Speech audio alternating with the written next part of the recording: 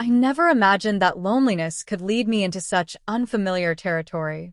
My marriage had grown cold with time.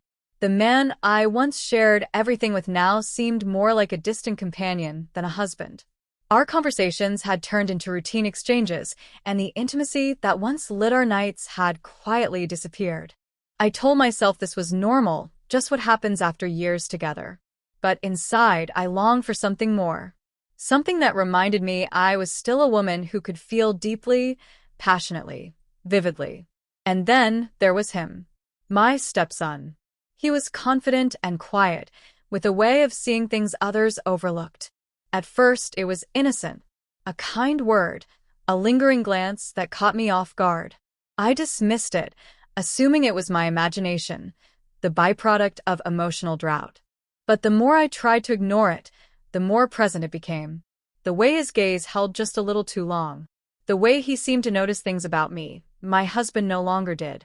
One evening, after another silent dinner where my husband retreated early to bed, I sat alone with my thoughts. The silence in the house weighed heavily on me. I closed the door to my room, craving a moment of release from the ache of being unseen for so long. I wanted to feel alive again, even if just in the safety of solitude. But I wasn't alone. I didn't hear the door open until it was too late. My stepson stood there, frozen, watching. I sat in shock, heart thudding, unsure of what to say or do. He didn't speak. Just looked at me with an expression I couldn't read, part surprise, part something deeper, more complex. I quickly turned away, humiliated.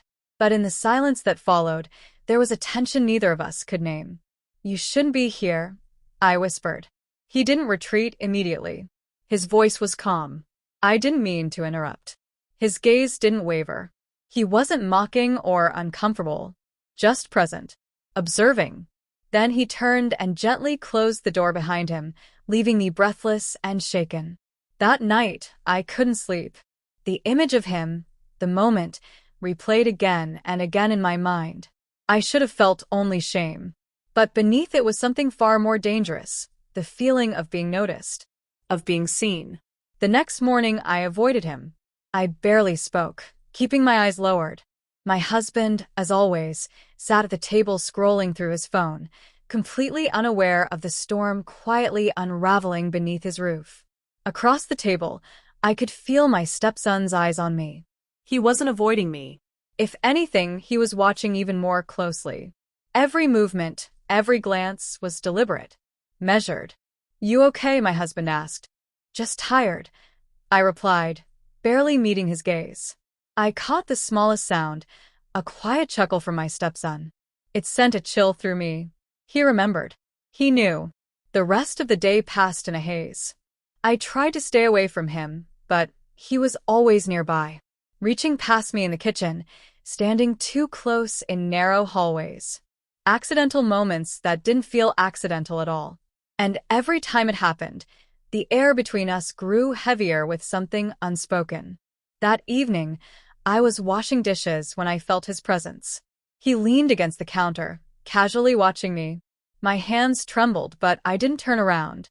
"You don't have to be nervous," he said softly. "I don't know what you're talking about," I replied, my voice tight. "Last night," he said. I turned to face him, heart racing. The look in his eyes unraveled me, not cruel or teasing, but curious, intent. He stepped closer, slowly, his hand brushing past mine as he reached for a glass. A simple gesture, but it lingered. "This can't happen," I murmured. He didn't move back. "Then why aren't you walking away?" Before I could answer, my husband's voice called from the living room. "You coming to bed?" Reality snapped back into place. I stepped away, needing distance, needing clarity. My stepson didn't follow, but his silence spoke volumes. Days passed, each one more difficult than the last. He didn't hide what he was feeling. If anything, his attention became more focused, more assured. And I was losing the battle with myself. My heart and mind warred in silence. I didn't want to feel what I was feeling, but I couldn't unfeel it either. Then came the night my husband announced he'd be gone for a few days, a work trip. I nodded, trying to appear unaffected. But the shift in the house was immediate.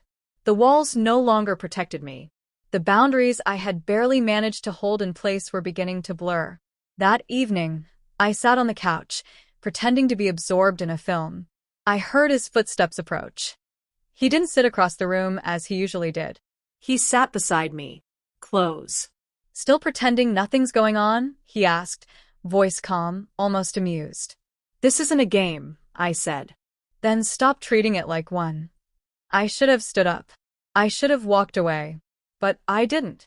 His hand brushed against mine, slow and careful. My breath hitched.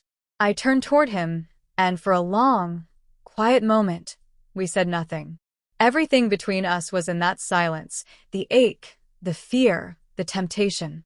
This is wrong, I whispered. Then why do you want it? I didn't answer, because the truth was too complicated. I didn't want to betray my husband, but I had already betrayed my own heart by pretending I was fine for so long. The rest unfolded with painful clarity. Every moment was a step deeper into something I couldn't define. It wasn't just desire. It was connection. The kind I hadn't felt in years. The kind that made me feel alive, real, present. When it was over, I lay awake in the silence, staring at the ceiling, the weight of what had happened pressing into me. I had crossed a line, but the part that frightened me most was that I didn't regret it. Morning came, and with it, the world I was supposed to return to. I moved quietly, leaving behind the warmth of that moment, carrying only the memory. He slept peacefully, untroubled. I envied that.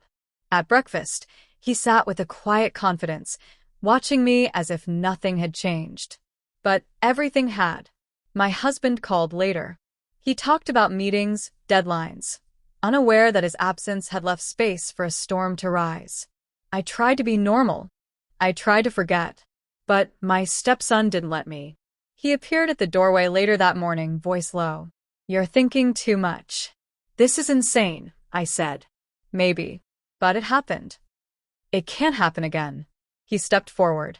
Are you sure about that? I wanted to say yes. To be firm. To protect the pieces of my life I still held on to.